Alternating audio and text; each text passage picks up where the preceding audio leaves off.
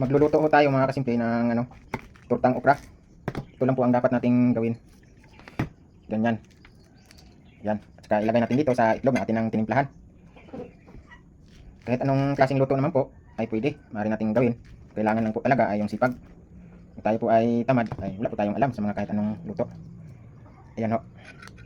So mamaya ipapakita ko sa inyo ito pag luto na.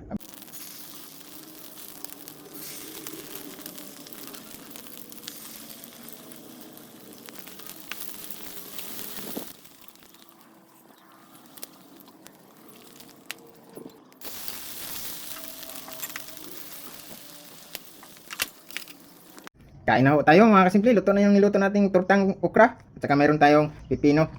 Kain po.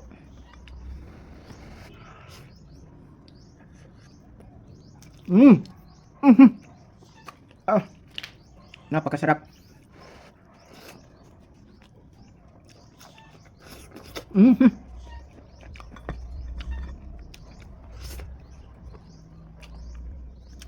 Mm. Ah. Grabe ang sarap.